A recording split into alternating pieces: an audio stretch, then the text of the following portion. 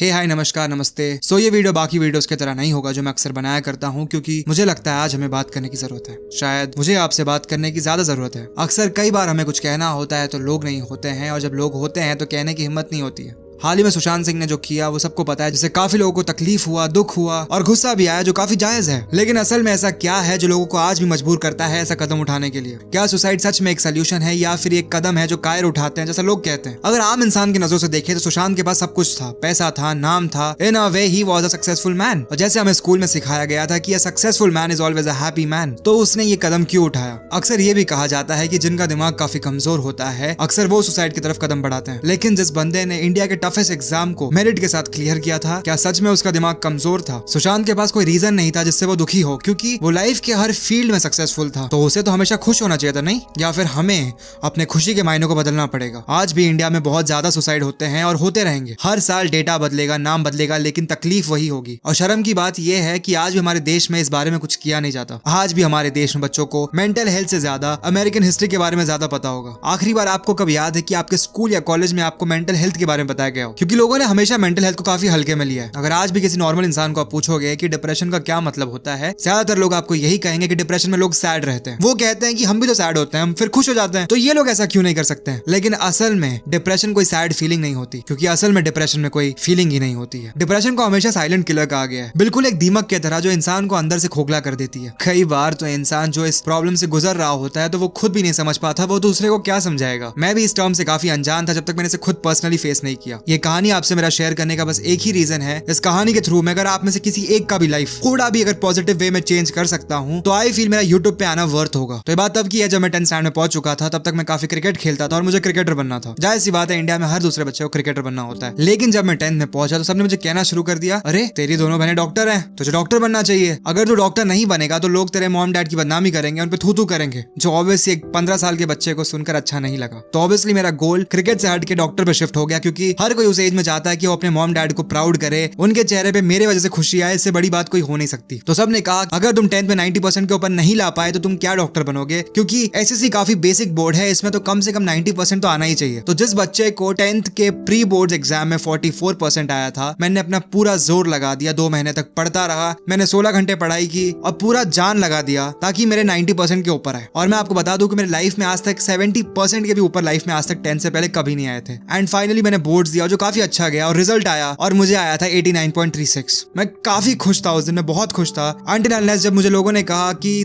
तूने 90% भी नहीं स्कोर किया और तुझे डॉक्टर बनना है। जो एक खुशी मैंने इतने मेहनत से कमाई थी वो अचानक से टूट गई। मुझे हर बार याद दिलाया गया कि मैं कैसे डॉक्टर बनने के लायक नहीं हूँ, क्योंकि मेरे 10th में मार्क्स 90 से कम है। मैं जिस कोचिंग क्लासेस में गया पढ़ने के लिए, जहां से मेरी दोनों बहन ने एंट्रेंस के लिए पढ़ा था, उस सर ने मुझे देखते ही कहा कि इसके तो 90 से कम है, हाँ इसका क्या होगा, सीबीएसई बोर्ड वाले इससे ज्यादा परसेंटेज लाते हैं, हम उनको भी नहीं ले रहे हैं, आपको क्यों लगता है हम इसको लेंगे? वहां पे मॉम ने रिक्वेस्ट की और फाइनली मेरा एडमिशन हो गया। जब मैं क्लासेस में गया था मुझे सबसे पहली बात ये कही गई थी कि तुम्हें 18 घंटे पढ़ना है, तब जाके तुम्हारा मेडिकल सीट कंफर्म होगा, क्योंकि तुम मेंटली उतने स्ट्रॉन्ग नहीं हो। फिर वहां का कॉम्पिटिशन देखकर मैं पढ़ने लगा। जहां मैं 16 घंटे पढ़ा करता था, मैं वहां पे 18 घंटे पढ़ने लगा, क्योंकि मैं कितनी भी कोशिश कर लूं मैं कभी भी क्लासेस के टेस्ट में भी टॉप 10 में नहीं आ पाता था। और फिर से उस पर ताना दिया जाता था कि तुम क्लासेस के टेस्ट में टॉप 10 में नहीं आओगे, तुम्हें मुंबई के किसी भी मेडिकल कॉलेज में रैंक नहीं मिलेगा, तुम यहाँ नहीं स्कोर कर सकते, वहां पे कैसे स्कोर करोगे? अब मुझे अचानक से बता दिया गया कि तुम्हें डॉक्टर नहीं, सबसे अच्छे मेडिकल कॉलेज से डॉक्टर बनना है। जिस बच्चे को आज से 6 महीने पहले तक क्रिकेटर बनना था, अब उसे कैसे रेस में डाला जा रहा था जहां पे वो सबसे अच्छे मेडिकल कॉलेज से डॉक्टर बनना चाहता था। और मैं कब 18 घंटे पढ़ाई करते करते सिर्फ 18 घंटे तक बुक को देखने लगा,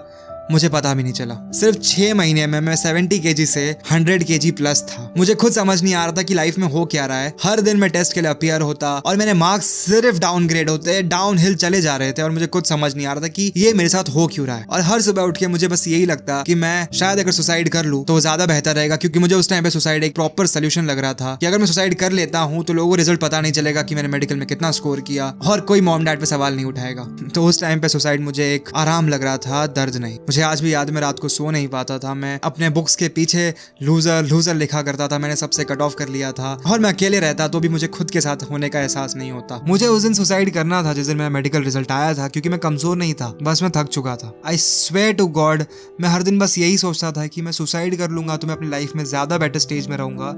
rather than being here जहाँ पे मुझे कोई सक्सेस नहीं दिख रहा, मुझे कोई गोल नहीं दिख रहा, लाइफ में एम नहीं दिख रहा। लेकिन आई एम ग्लैड तब मेरी बहन ने ये सब सिम्टम ऑब्जर्व कर लिए एंड उसने मुझे मेडिकल हेल्प दिया जो मुझे जरूरत था। बट ऑब्वियसली मैं उस चीज के लिए तैयार नहीं था कि यार कि मेंटल इश्यूज तो सिर्फ पागलों को होता है, मैं पागल थोड़ी हूँ। लेकिन जब मैं गया तो मुझे पता चला कि मैं क्रॉनिक डिप्रेशन से गुजर रहा हूँ और मेरे मेडिकेशन तुरंत स्टार्ट कर दिए गए। मेरे मेडिकेशन प्रॉपर 3 साल चले, तब जाके अब मैं पलट के देखता हूँ तो मुझे लगता है कि सुसाइड कितना बड़ा एक भूल हो जाता अगर मैं तब कर लेता। लेकिन उस समय में अगर देखता तो मुझे उस टाइम में बिल्कुल भी गलत नहीं लग रहा था। तो the point of the story is कि अगर आप में से किसी में भी कोई भी ऐसा अगर आपको सिम्टम लग रहा है कि आप कट हो रहे हो, आपको सैड लग रहा है, आपको खुद में खुद की फीलिंग नहीं आ रही है, आप में कोई फीलिंग नहीं बची, आपको वॉइड लग रहा है, अंदर से खोखले लग रहे हो, बस एक बार मेडिकल काउंसलिंग जाके करवाए। क्या होगा, पैसे वेस्ट हो जाएंगे, वैसे भी आजकल हम पैसे फालतू चीजों में वेस्ट कर देते हैं। एक बार मेडिकल काउंसलिंग प्लीज करवाए। हमारे पास इंटरनेट है guys, we are in the best age of technology. अगर आपको कुछ लग रहा है तो आप गूगल कीजिए, आपको